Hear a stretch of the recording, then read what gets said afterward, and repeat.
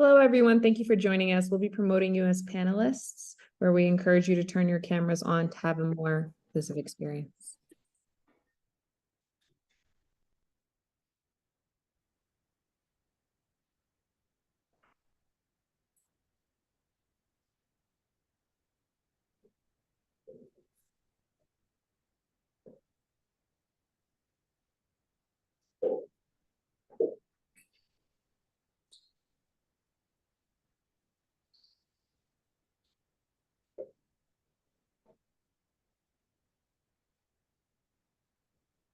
Good morning, Bram. Welcome, everybody. Please turn on your cameras and we'll kind of create a sense of a virtual community.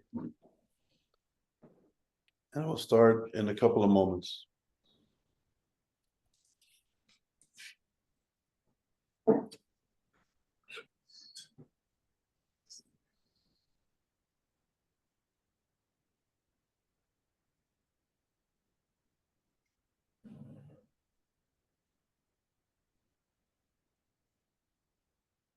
Welcome, everybody. I see people are joining. Hi, Ellen. Please turn on your cameras and we will start momentarily.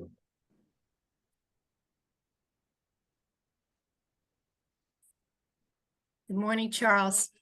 Hey, Ellen, how are you? Nice to see you. Feeling better, thank you. Yeah. Good, good.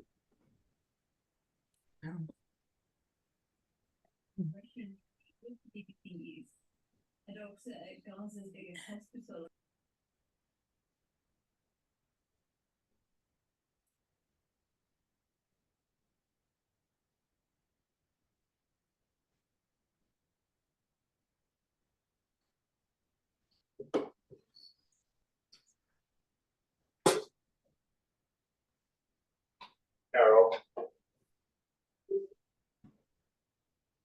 No, Ozzy.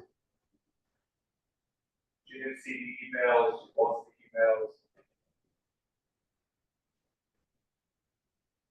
Pardon me? Say it. Hi, everyone. Thank you for joining us. We'll be starting in just a minute or so. Let me think about it.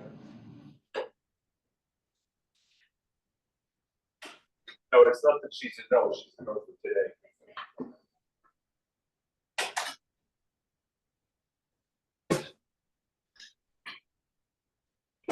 Okay, so I think we can start.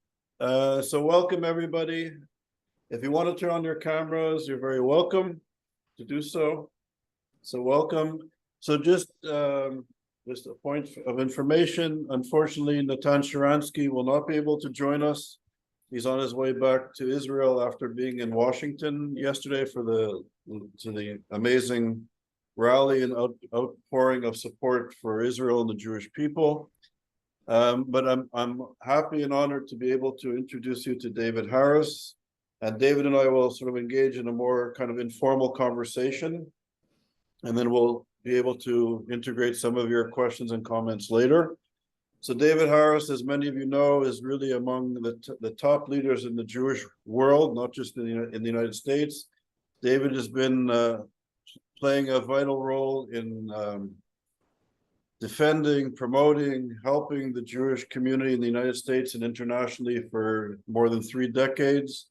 As many of you know, he was the executive director of the American Jewish Committee, and under his leadership for many years, the AJC grew into one of the preeminent Jewish organizations in the United States and around the world under David's leadership. And our team at ISGAP, although we're not as grand as the AJC, we try to punch above our weight.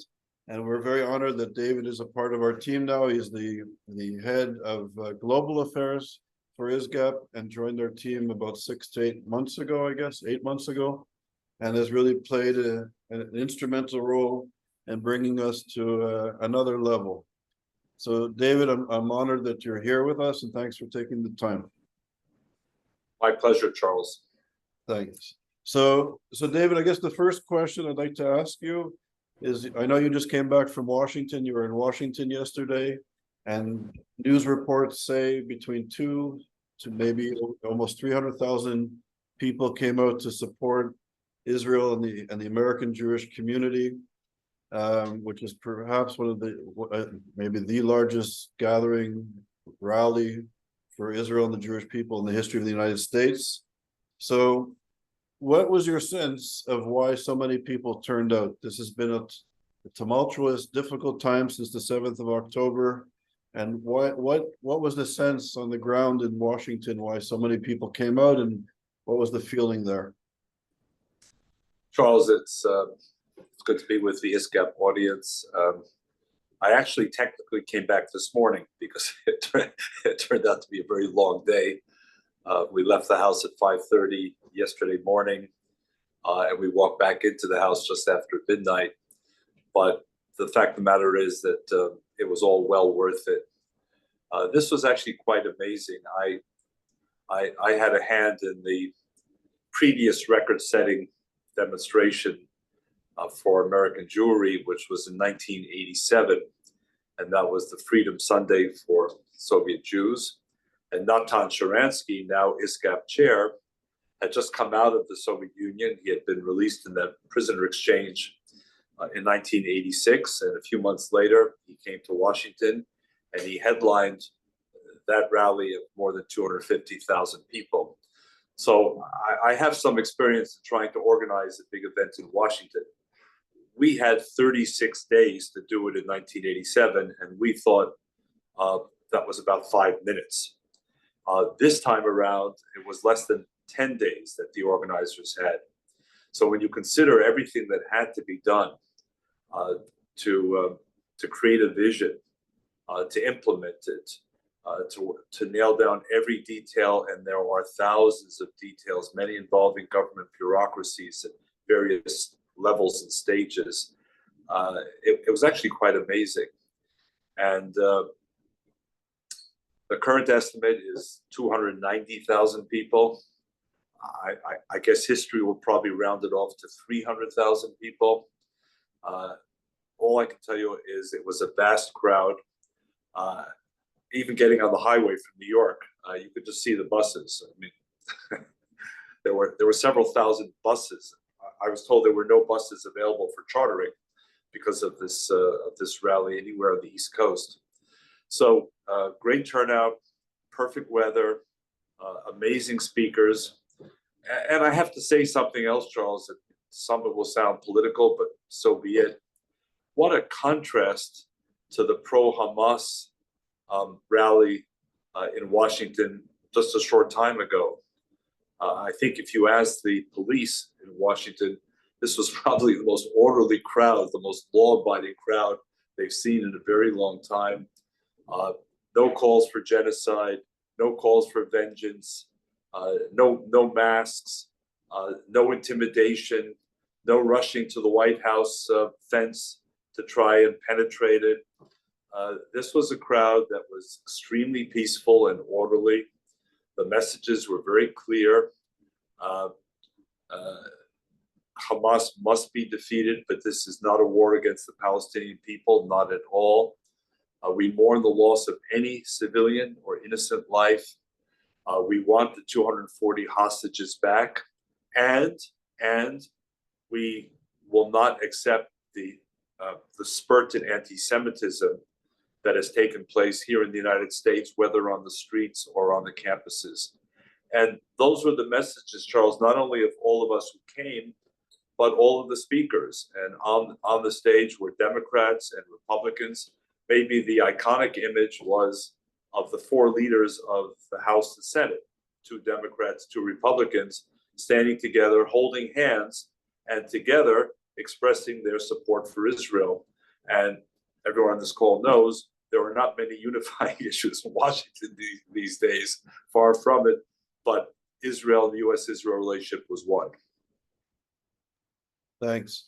So, I'm thinking, as you were speaking, I'm thinking of your wife, who was born in Libya and was migrated forcibly from the Libyan Jewish community to Italy, and has sort of that history and background.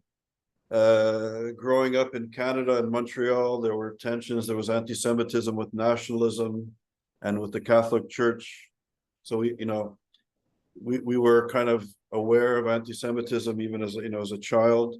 And it seemed to me as somebody who moved to the United States now about 20 years ago, that the American Jewish community or the American Jewish condition was different than other Jewish communities, and even in Canada, and certainly in Europe, and in the Arab world, North Africa, the Middle East, and that many American Jews thought that this sort of thing could not happen here, that this was a country that was different.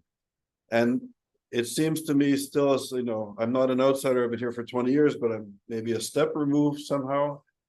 Can you explain, like, the feeling in Washington among the people who came to the rally, but what's your sense in the American Jewish community since October the 7th, where there's been an explosion of anti-Semitism around the world, but even here in the United States and our campuses and our streets?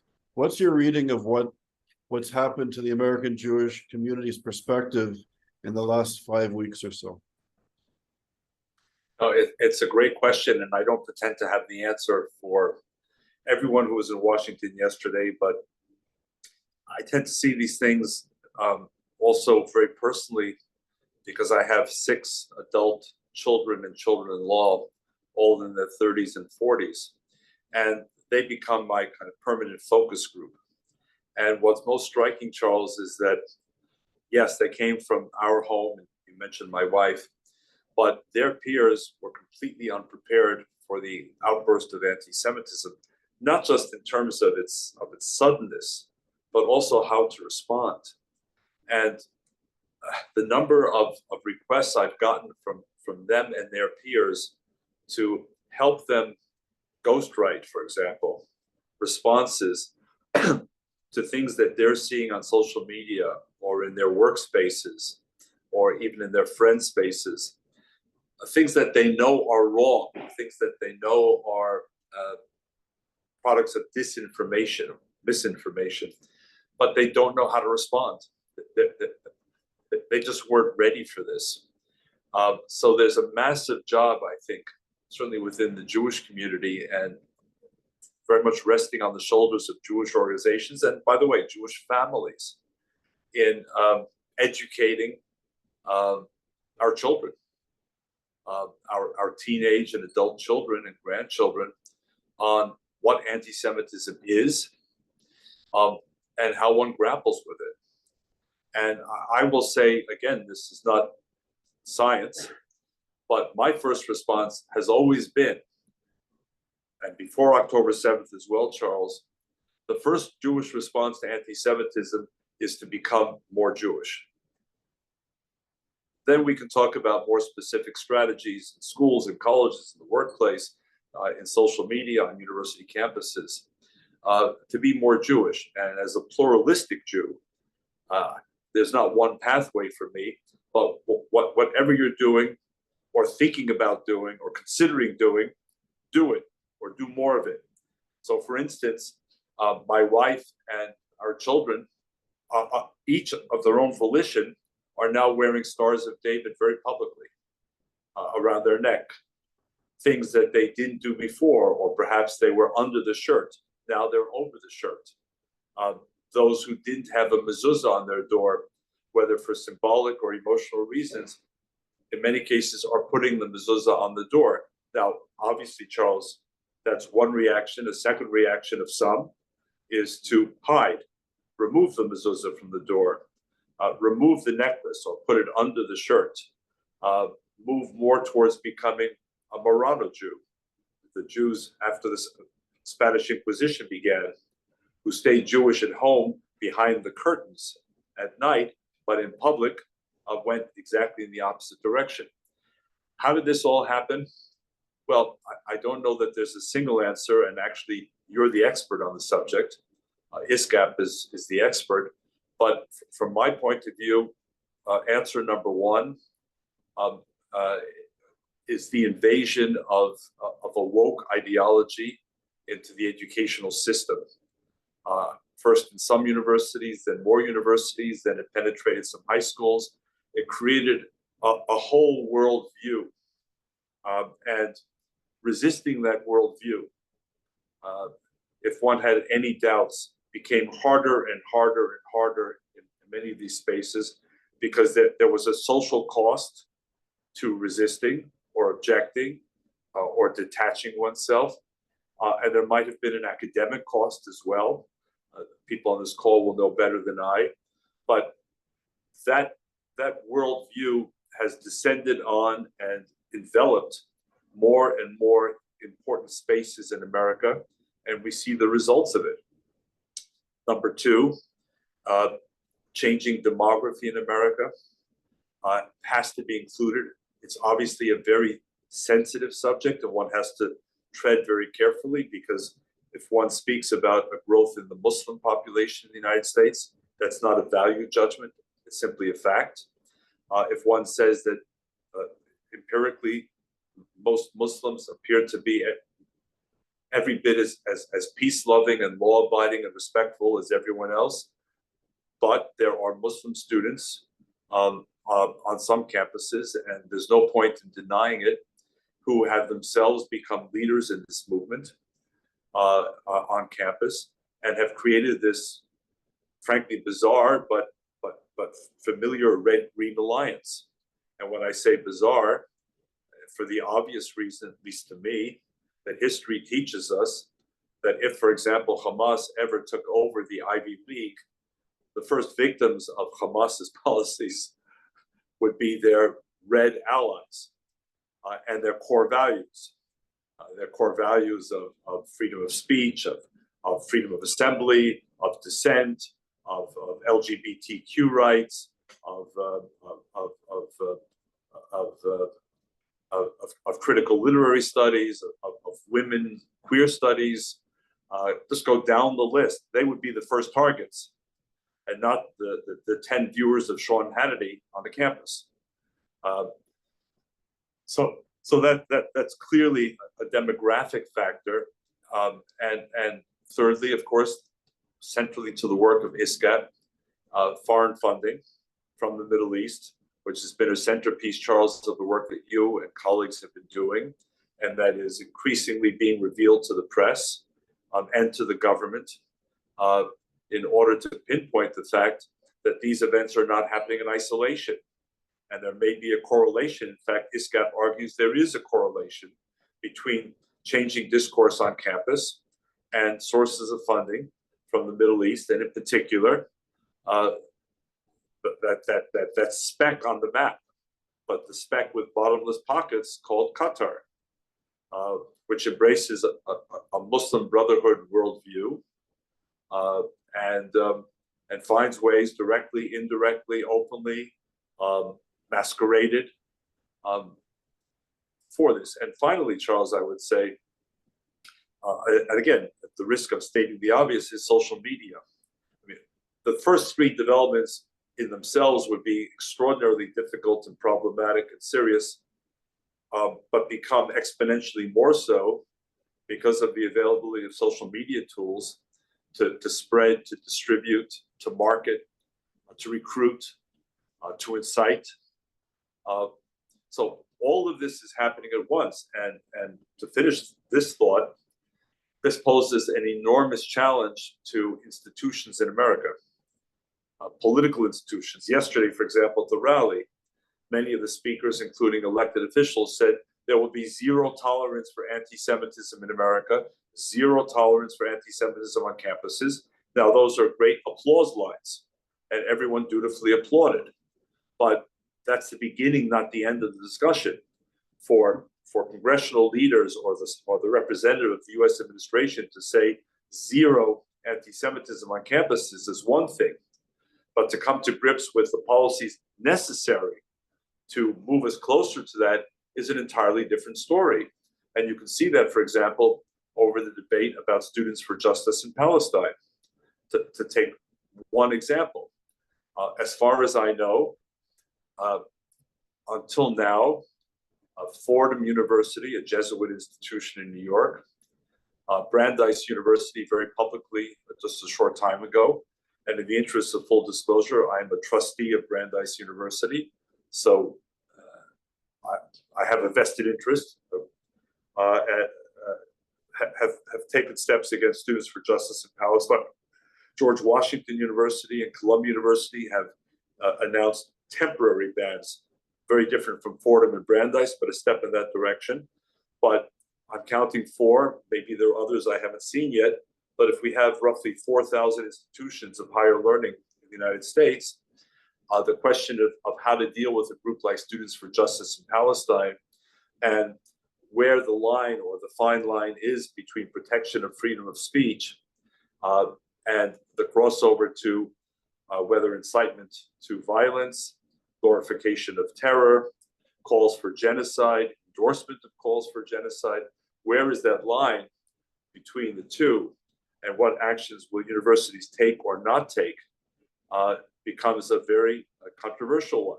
Similarly, we saw play out at MIT the issue of students from other countries on visas to the United States who either participate in or lead very publicly these calls for what is understood to be genocide.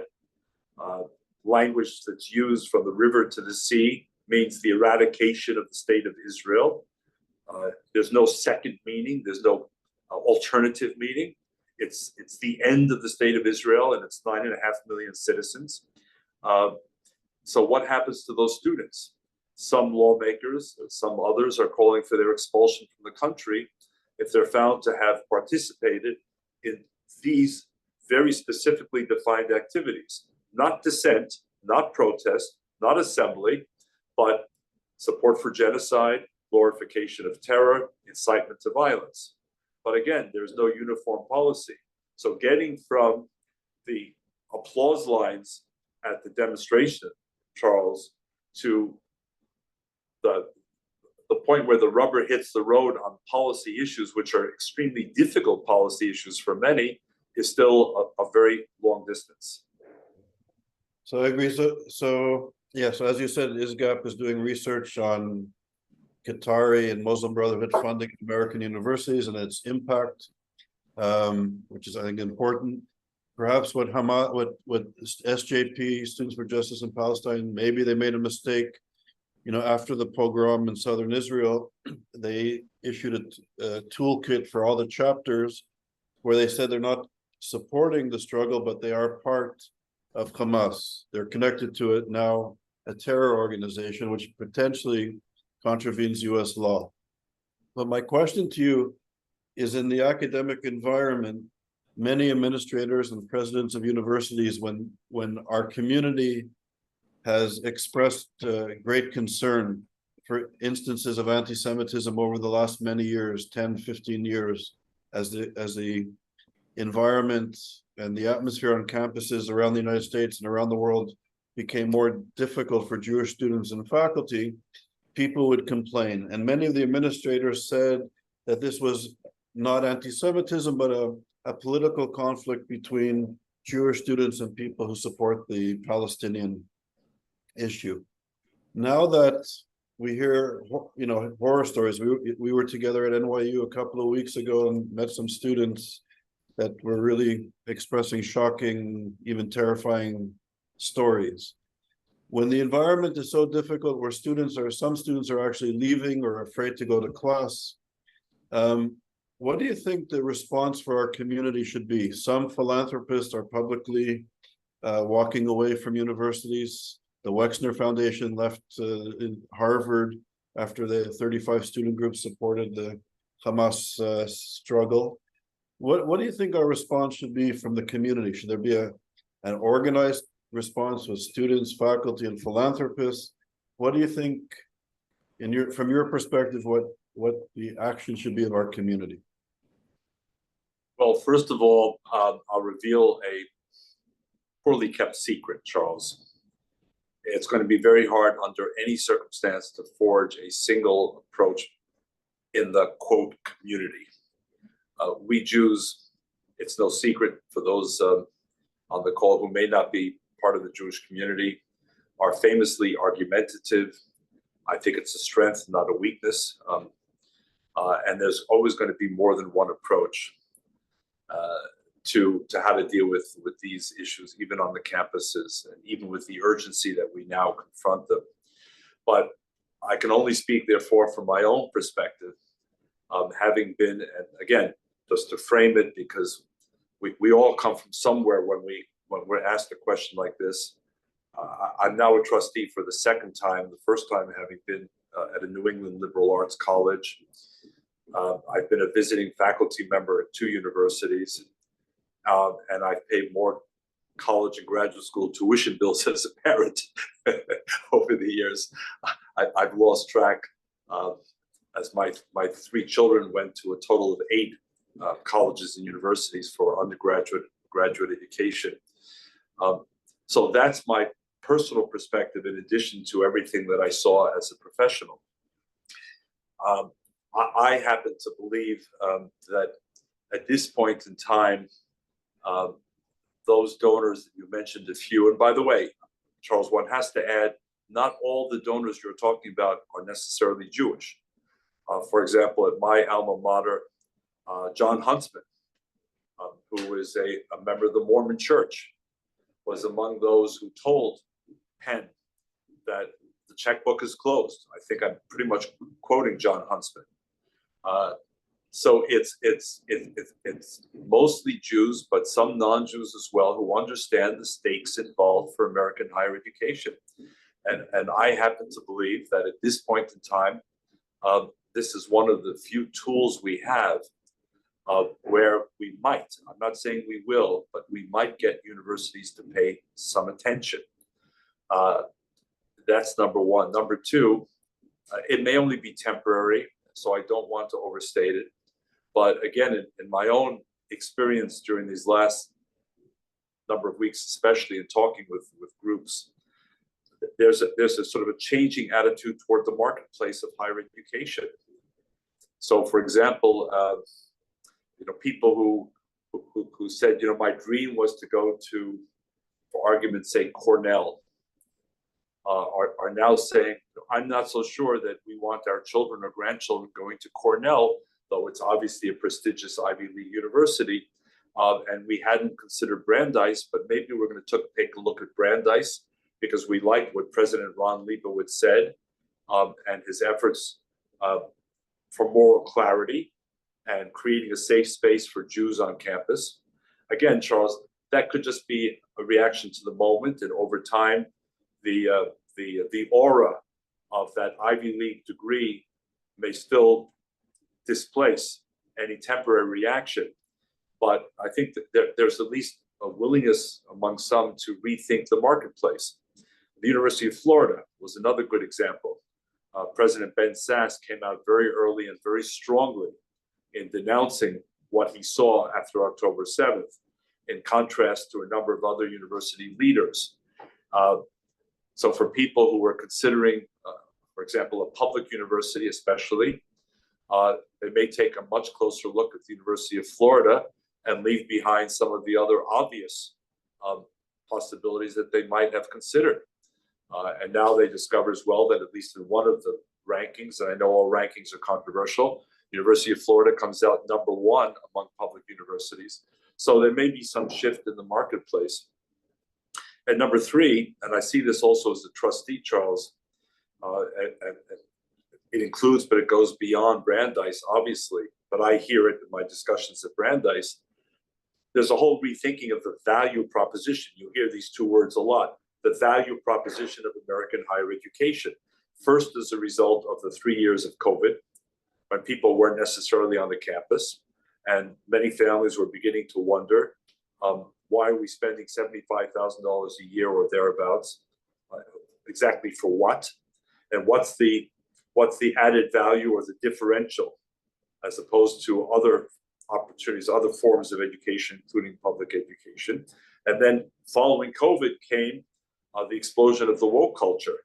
Some would call it the woke insanity, where, as you said, at Harvard University, for example, which is meant to have presumably the highest IQ levels among colleges, the EQ level was a lot lower, the EQ.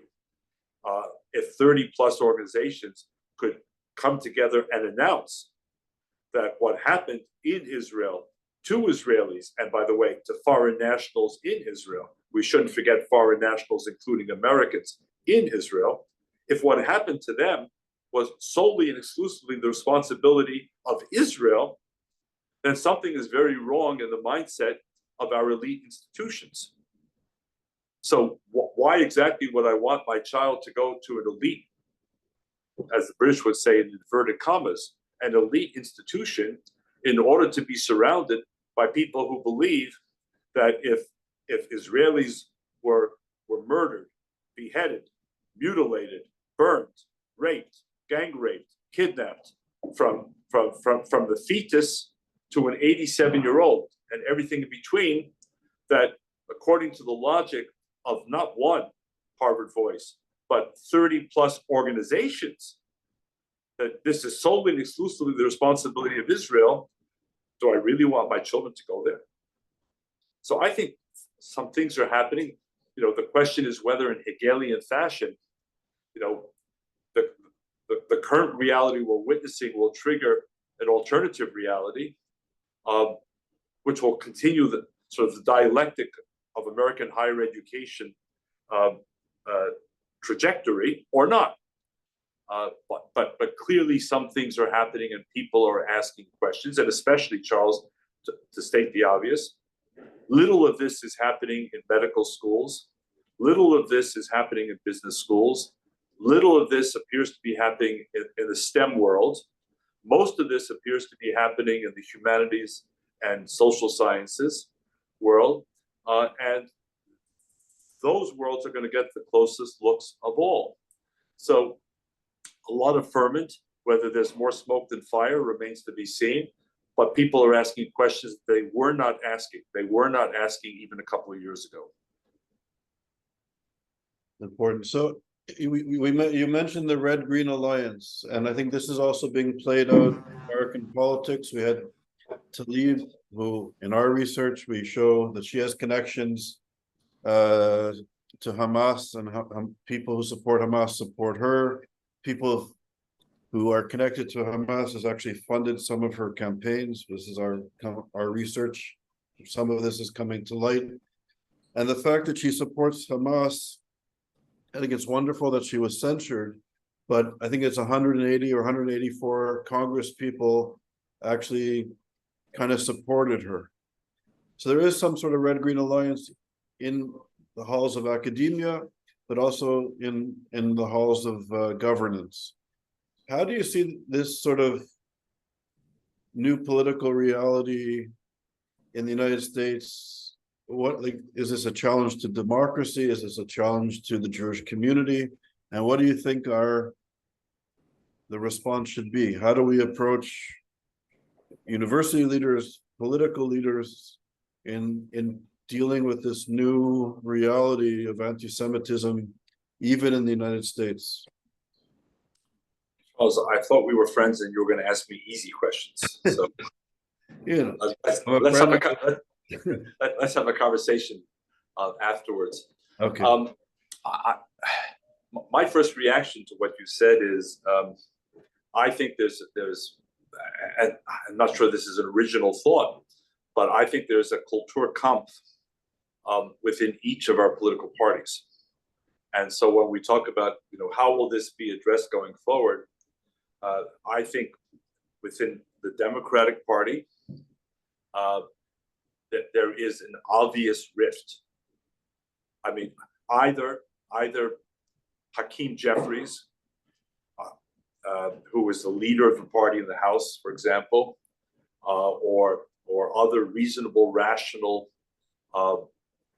moderate and central left, but traditional, responsible central left leaders lead the party. And he spoke yesterday at the rally, for example, and he spoke as an eminently reasonable, rational, sensible Democrat in the democratic tradition of vis-a-vis Israel that goes back to Harry Truman and continue through John Kennedy and Lyndon Johnson, and keep going. And most Democrats in the House, certainly in the Senate, when it comes to these pivotal votes on funding for Israel, supplemental for Iron Dome, condemnation of anti-Semitism on campuses, the overwhelming number of Democrats stand with Israel and with the Jewish community.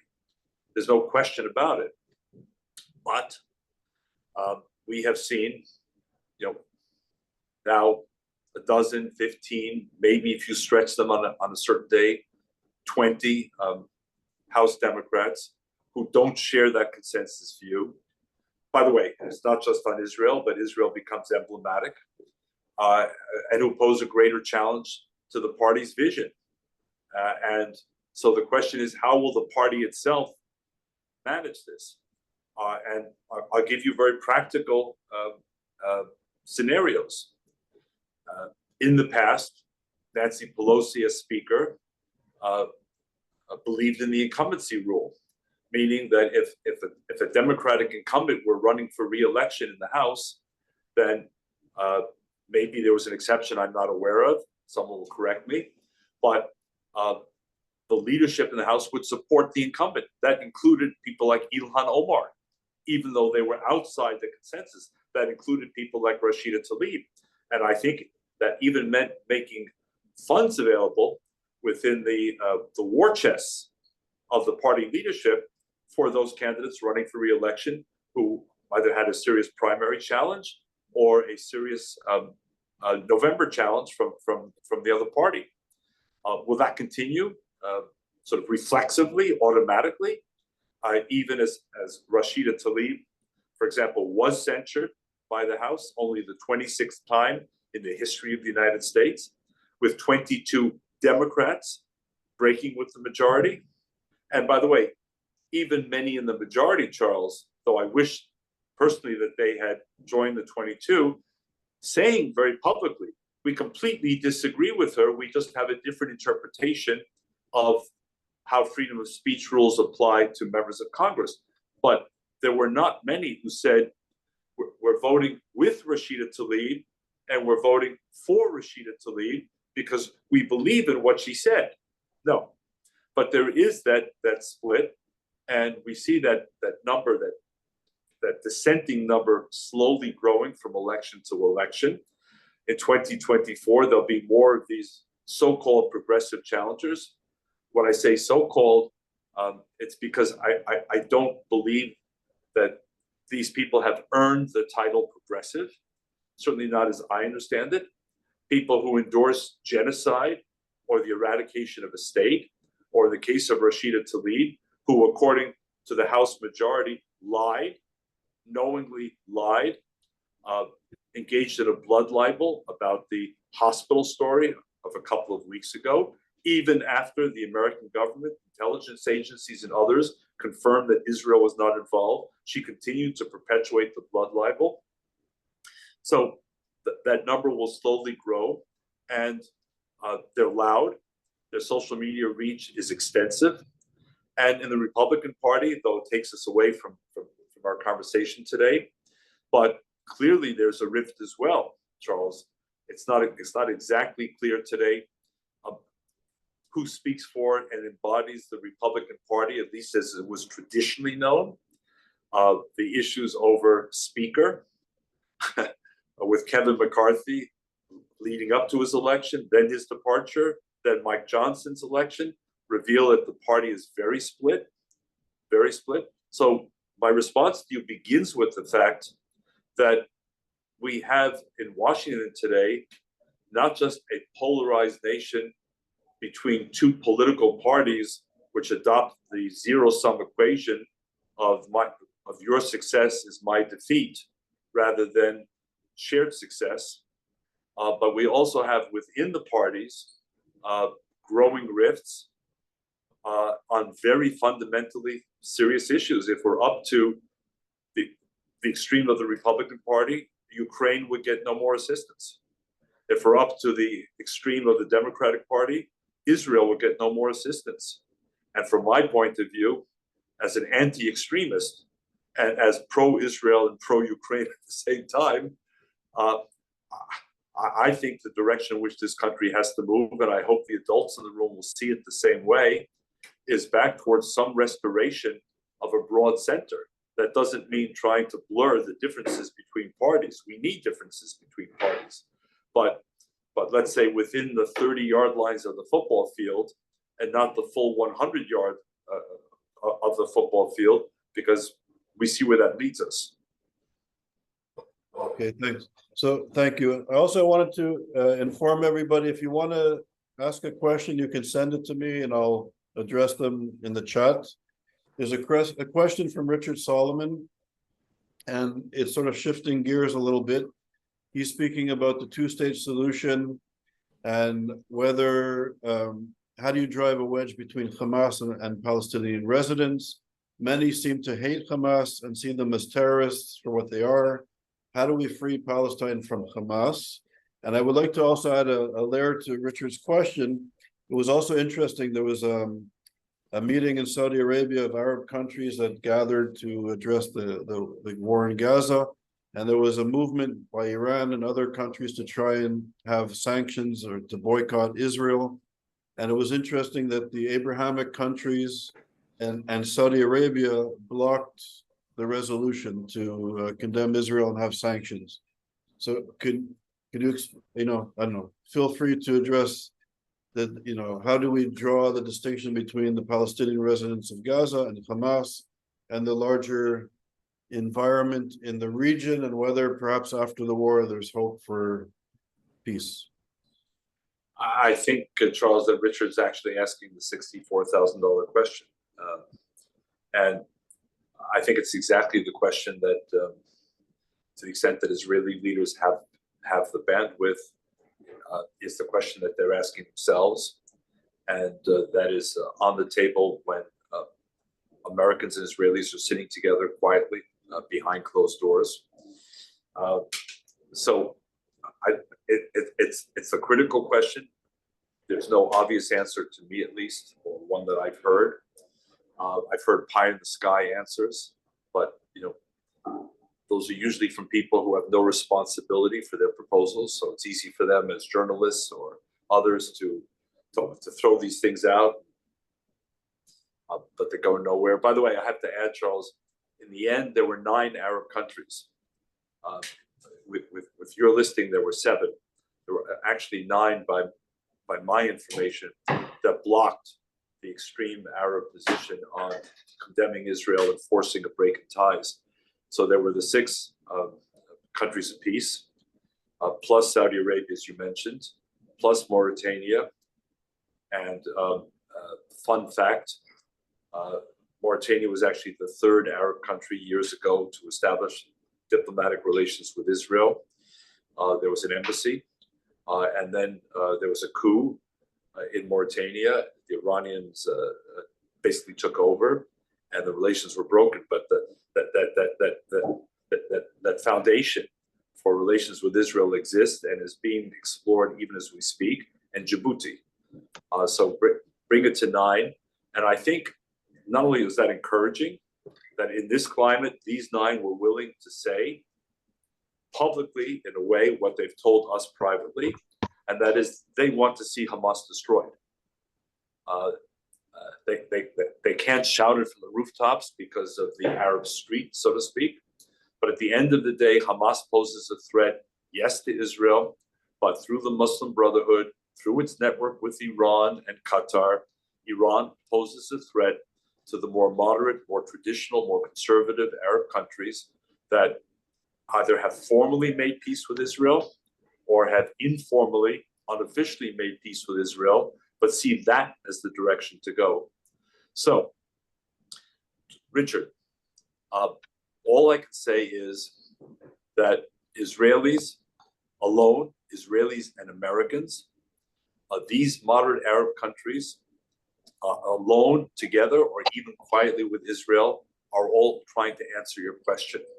In a way, and this is counterfactual, but in a way, if we could dial back to 1967, when Egypt controlled Gaza and Jordan controlled the West Bank, and you asked the Israeli government, would you accept that deal today?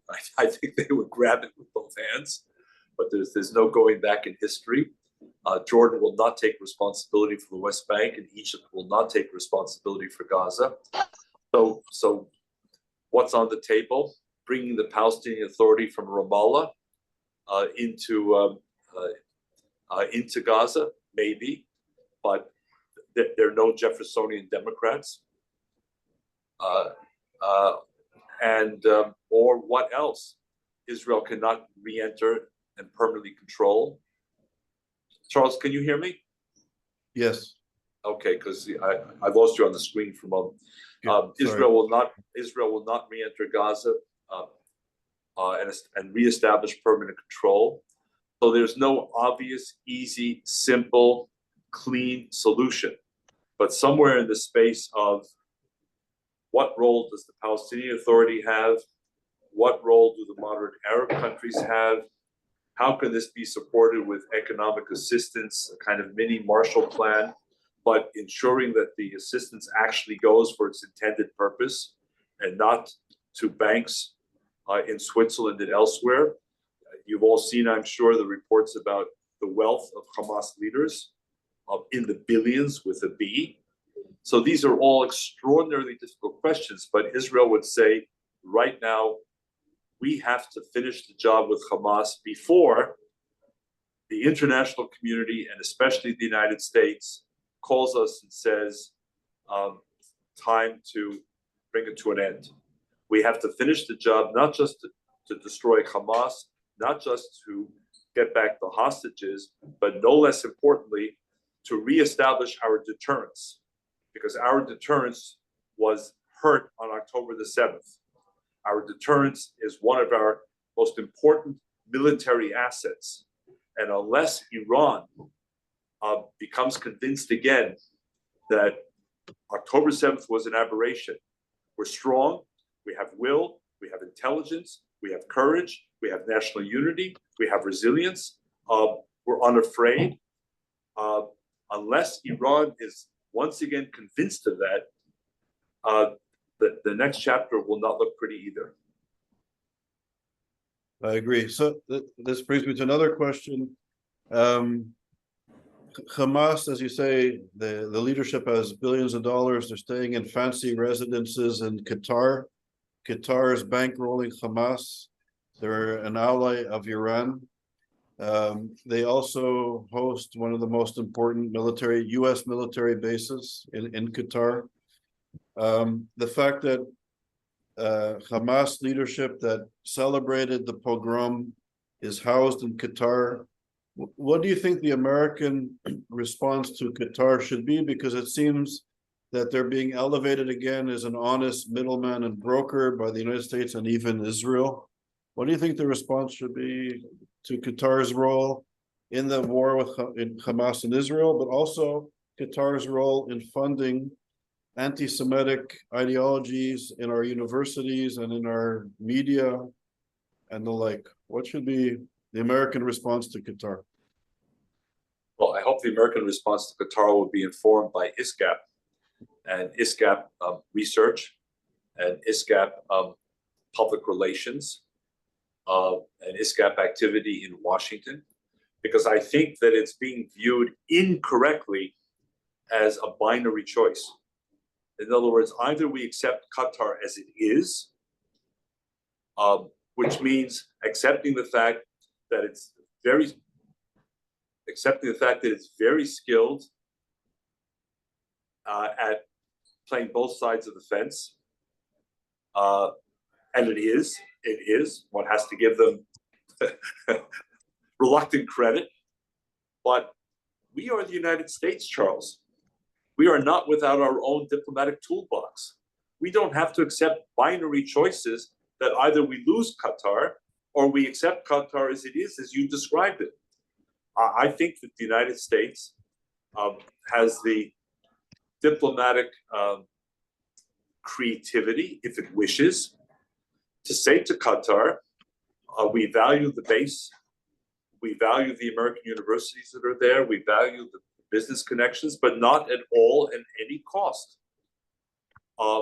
And we expect certain changes in your behavior.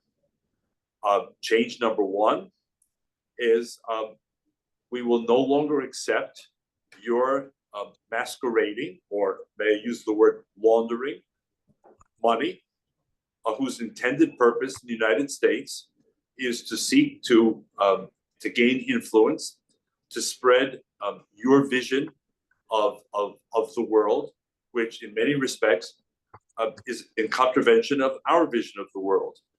Number two, we will not accept Al Jazeera as a legitimate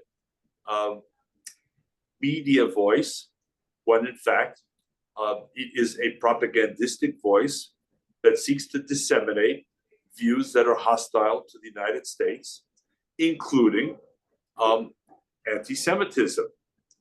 Number three, we will not accept that you will continue to be a haven for Hamas leaders and their kin and their kindred spirits living in Qatar. There's no obligation on your part. You made a choice to invite them. You can make the same choice to expel them. Or perhaps let's talk about extradition, or let's talk about other ways in which we can cooperate. Because otherwise, I hear this conversation a lot, Charles, and to me, it reduces the United States to a puny country with a kind of global muscle of Liechtenstein or Andorra.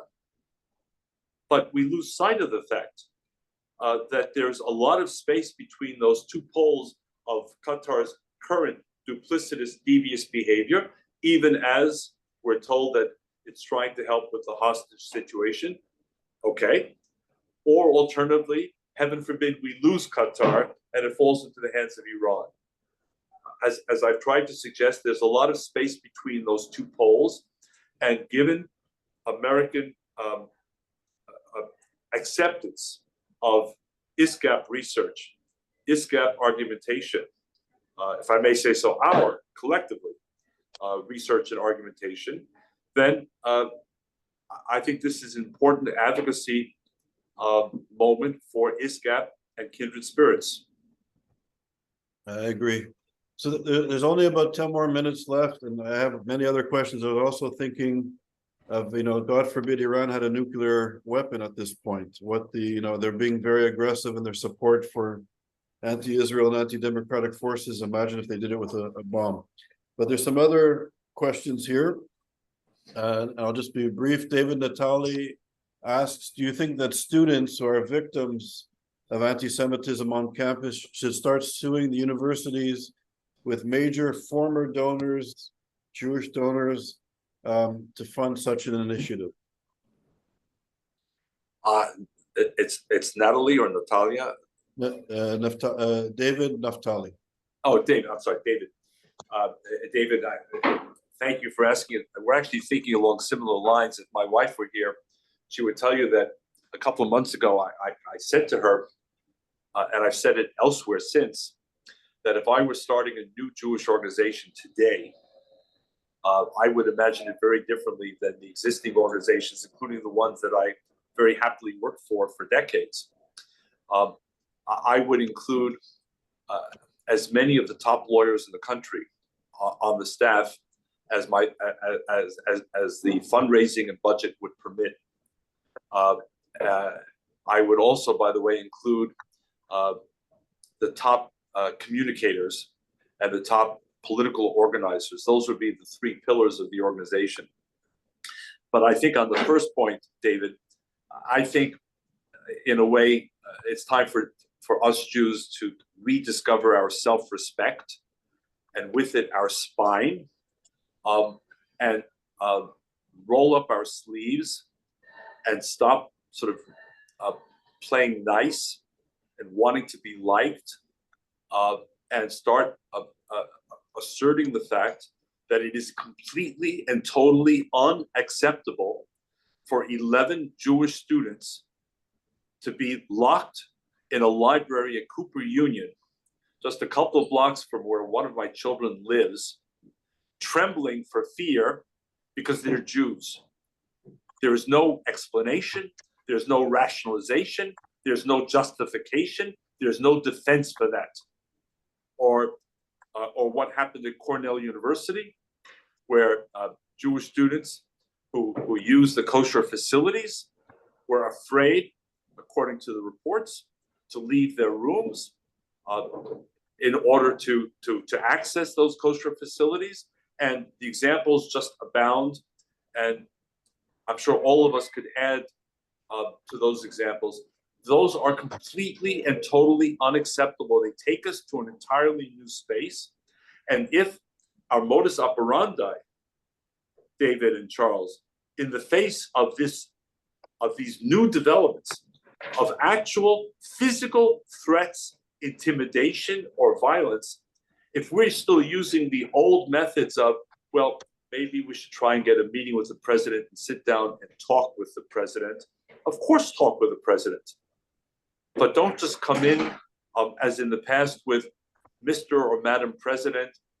We hope you'll take this into account, and we hope you'll address this. And of course, all of us associated with universities know university leaders are very adept at wordsmithing, extremely adept. But in the end, the results are not always what we thought they would or should be. So I've been asked by one Ivy League university to consult on how they respond to these issues. And I've had several conversations with the president's appointed leader of the task force. And in one note to me, after earlier conversations, this person reports the good news that the university wants to establish an anti-Semitism task force and alongside it, an Islamophobia task force. And my response was, speaking for myself, but also for my entire career, if there were instances of Islamophobia on campus, and particularly if they reach the level of what Jews are facing, then I would be the first to endorse this. But if this instead is going to be political expediency, because the president does not believe that he or she can establish a standalone anti-Semitism task force, while the Red-Green Alliance is going to be banging on the door of the president, so this is the political price to pay, then it's time for spine. And we, those of us who are trying to restore campuses to their traditional mission, by the way, not of being pro-Israel, that's not the goal of the exercise. The goal of the exercise is to ensure the safety and security of all students, including Jewish students. They're not lesser students, number one, and to remove this intimidating environment that threatens all students who dissent on campus. And number three, this ambivalence, even in the face of what happened on October the 7th, one doesn't have to be pro-Israel to condemn the beheading of babies. One simply has to have a high enough EQ to be able to say that the premeditated murder of babies, the kidnapping of babies, is beyond the pale, period, full stop. It doesn't have to be followed by, it's complicated, or our institution is neutral. It's not neutral. It can't be neutral between the beheading of babies and the non-beheading and non-murder and non-kidnapping of babies. So, Charles, taking off the gloves, being very clear, and by the way, for me as a Jew, knowing that there are others out there who may not be Jewish, but who share the exact same goal for the university, joining together and sending clear messages to the university. You can't sweet talk us any longer. You did that before. Too often we fell for it, but the circumstances have changed. October 7th has changed everything. It's not only changed the world, it's changed our behavior.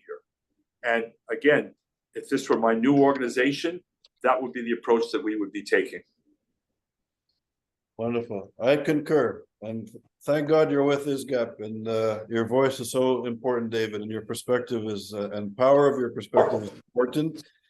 And I know there are many questions. We're out of time, but I'll just end with one comment from Dennis Benny. Dennis Benny is asking, when will the ISGAP research be released? And we were supposed to release our research in about 4 to 6 months, but because of the situation, we've been working tirelessly to get it out. So In the next days, we're going to be starting to release a series of reports on specific universities about funding, and also about the Muslim Brotherhood, Qatar, and Hamas, funding of Hamas, how Qatar funds our universities, and the Muslim Brotherhood promotes the Muslim Brotherhood in the United States.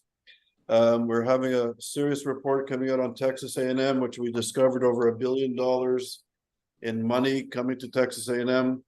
The contract that Qatar has with Texas A&M stipulates that they own the intellectual property rights of more than 500 research projects, including on military and nuclear research. That will be out in days. We have a special report coming out on Yale. They're still not complying with American law. And there'll be a series of articles, so please read them and please disseminate them. And Charles, could I just have one last word? I know it's noon, and I know it's the witching hour, but allow me one last word. Of course.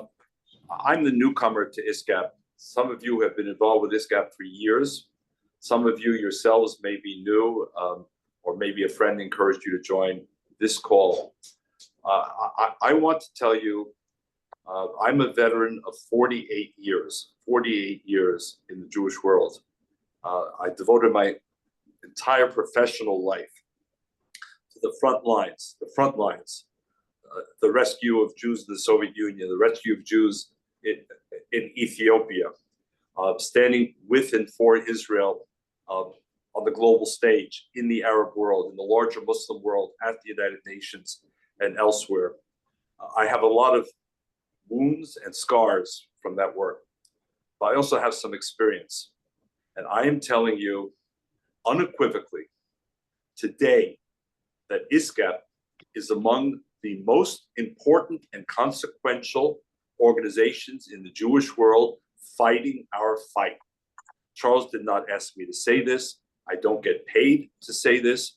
I joined ISGAP after leaving AJC because I believed that Charles has targeted the critical questions facing our community that go well beyond why don't they like us, or maybe we just need another dialogue in order to become friends. And I think that Charles has assembled the all-star team of professionals. I've seen a lot of organizations again, and there are a lot of great people. But when you look person for person at the resumes and the battlefield experience of the people that Charles has assembled, ISGAP today should be ranking among your top priorities, I believe. It's certainly ranking among mine, and that's why I'm here. Thanks, Charles. David, thank you. For you to say that is the greatest honor for myself and for the ISGAP team. And David, it's amazing that you're with us, and that's the honor, because you're a very, very important voice in the Jewish world in the United States and well beyond the American borders. And yeah, your political and moral leadership is at the highest level. So thank you for being here today, and thank you for joining the ISGAP team. Your voice is so important. And everybody, thank you for taking the time out of your day to join us. And there'll be more lectures in the near future, same time next week as well. So thank you. Bye-bye, everyone. Bye. Be well, stay strong. Thanks for being.